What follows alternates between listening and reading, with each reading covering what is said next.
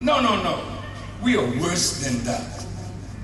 When I was a little boy, I heard a calypso song that was written by a Trinidadian, a Calypsonian, long time ago. Small island, go back where you come from. Small island, go back where you come from. You come by the one and the two and the three. Now I find you up inside me breadfruit tree. Small island, go back where you come from. Now look, and in America, when West Indian people started coming, they couldn't hang out with their own islanders.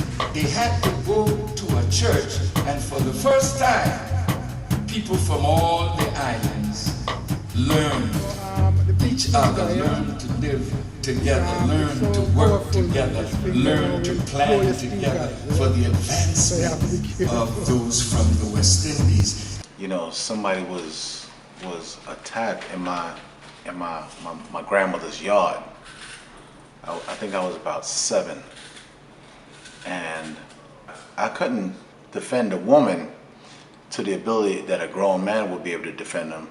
But I knew in my heart I had to do something. So I went and straightened out a wire hanger, got one of my grandmother's hangers, straightened it all out, and wrapped it around my hand, and came back using it as a whip, and whipped on the guy, but it ended up penetrating his jaw. I don't know how that happened, but it penetrated his jaw, and I became so scared that I ran back in the house, ran through the house, and then ran under the house to hide, because I thought I was in trouble, you know. But later, my grandmother told me that, you know, that's what we're supposed to do. We gotta defend. When we see something out of whack, we gotta defend. Looking back, I knew that I was built to defend our people. Bismillah ar-Rahman ar-Rahim. Alhamdulillah Rabbil Alameen ar-Rahman ar-Rahim. Maliki yawmiddin. Iyyaka na'budu wa iyyaka nasta'in. Ihdinas siratal mustaqim. Siratal ladina an'amta 'alayhim. Ghayril maghdubi 'alayhim wala dallin. Ameen. Brother Chris no longer lives, man. You know, that name, Brother Chris, was given to me by my mom's, right? So I never liked the name, to be honest with you. But I carried and I honored my mom by using that name up until when she passed in 2005. After that, Khalil. Khalil Ali Muhammad. And my son carries that name, Khalil Ali Muhammad.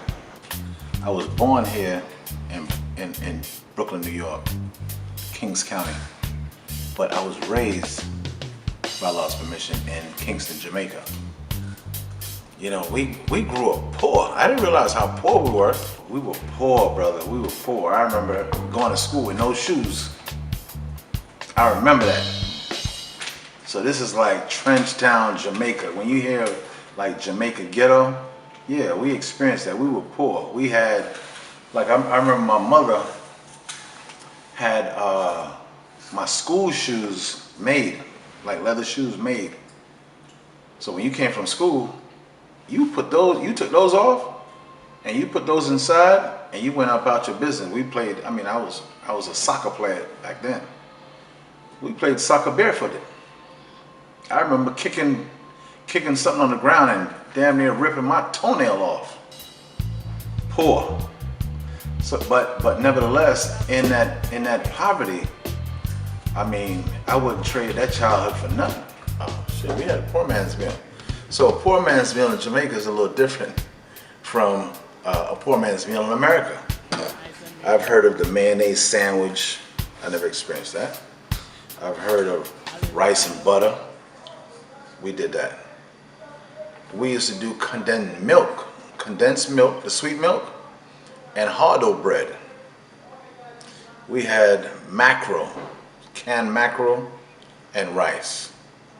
Like, rice is the known filler, you know, rice and mackerel. rice and what we call bully beef, which is corned beef, stirred up with some onions. It's a meal. You know, chicken back. That's a poor man's meal. So we grew up, I would say, abject poverty.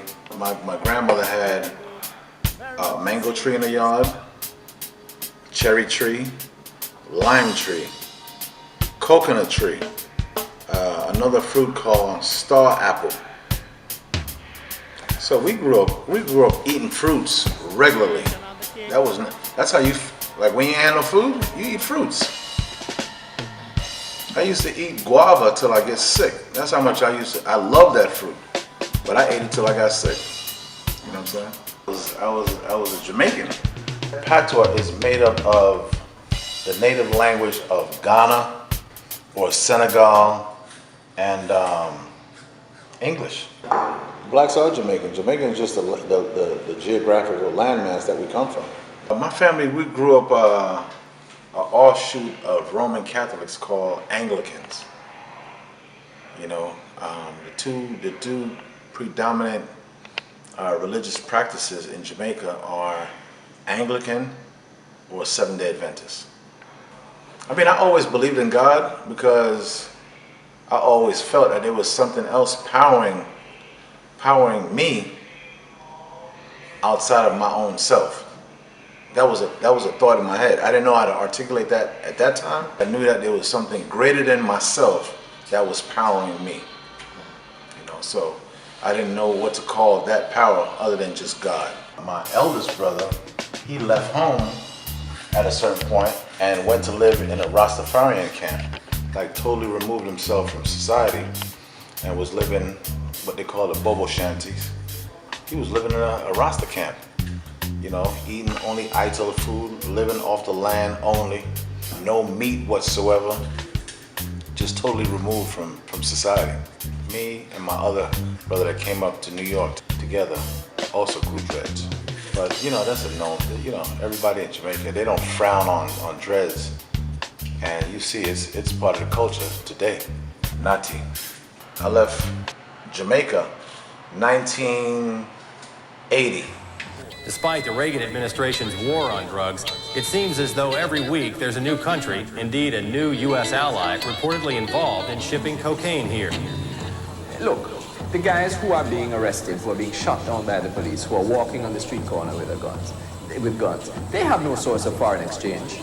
They have no basis, no earnings on which to pay out hundreds, indeed thousands of Jamaican dollars to get a gun. Somebody is giving them that. Somebody is giving them that for a purpose, for a cause. The ultimate cause in Jamaica is political power. When I first came back to America, 5%ers ruled the streets. I don't care what neighborhood you're from. The 5% in terms of the youth, they had a grip on the youth in the 80s. I come from that culture. So, you know, whether you was Jamaican or not, we had Jamaican guards, Haitian guards, because the guards was like the thing to be in the 80s. The guards never looked like FOI. The guards always had a different kind of imprint. You know, I'm gonna give you a story of two brothers that lived on my block that kind of influenced me. One name was Trueborn and True God, right? Trueborn was a plumber who went to work every day, was making money, and True God was a stick-up kid.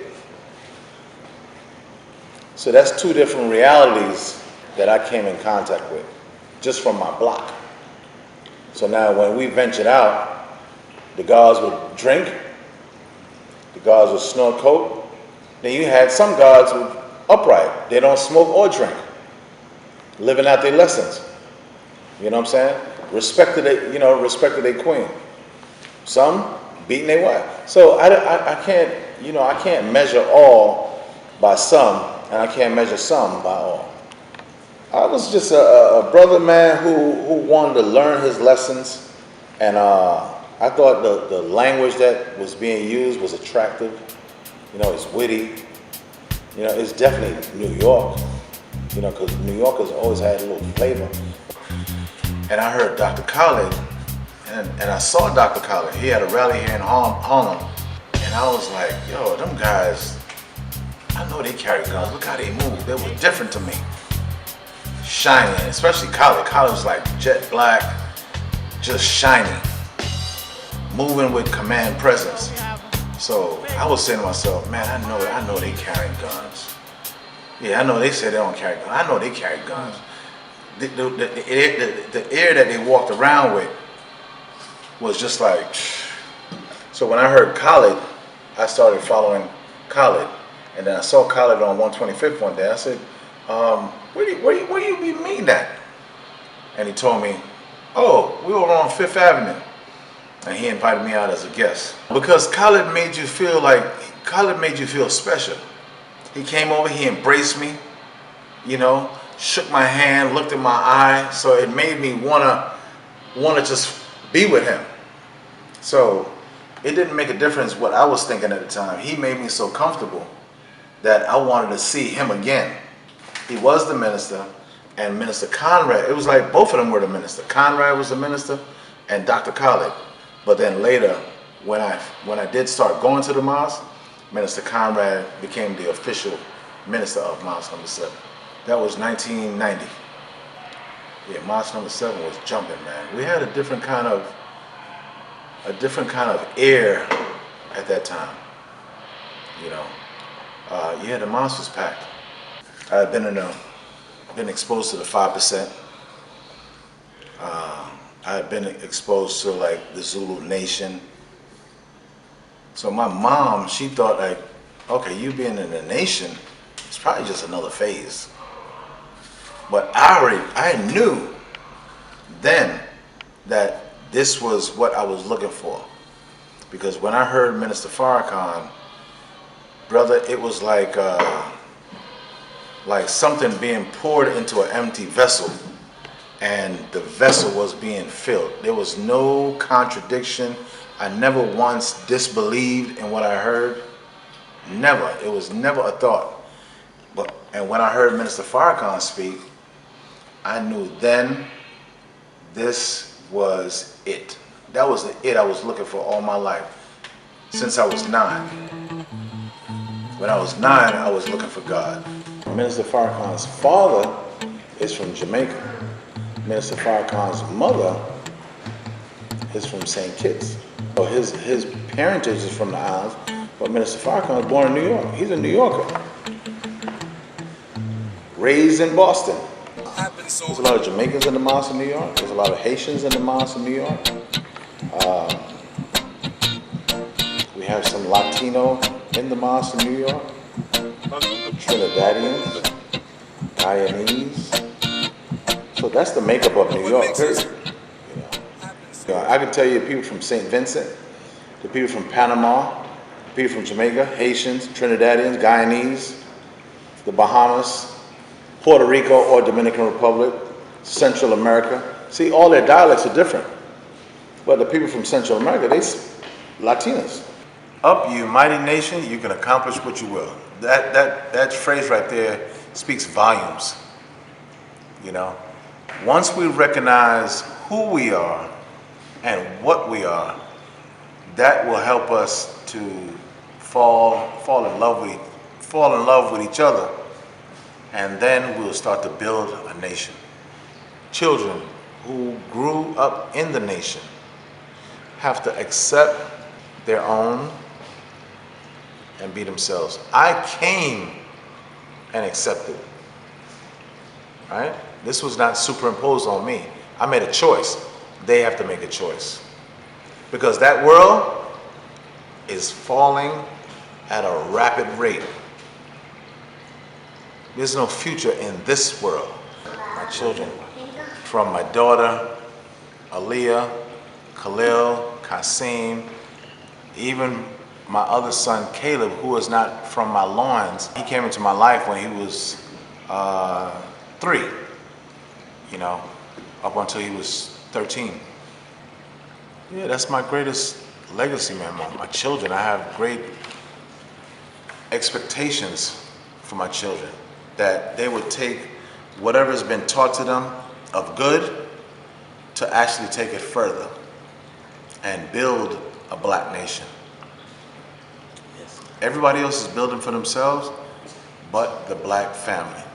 And we must build a nation that we could say, oh, yeah, that's my country right there. I'm a part of that nation. I'm afraid of Allah in the person of Master Muhammad. It's the only thing I'm afraid of. I was trained by Captain Dennis. And I want to give an honorable shout out to Captain Dennis also. Always keep that man in our prayers. I keep him in my prayers. And I tell him that. So if this is seen on film anywhere, you know, he knows that I spoke to him this morning, as a matter of fact. But Captain Dennis, I will always respect and honor him because he, being unselfish, brought us around the minister. Minister Hafiz, may Allah be pleased with him. And then formerly Minister Kevin.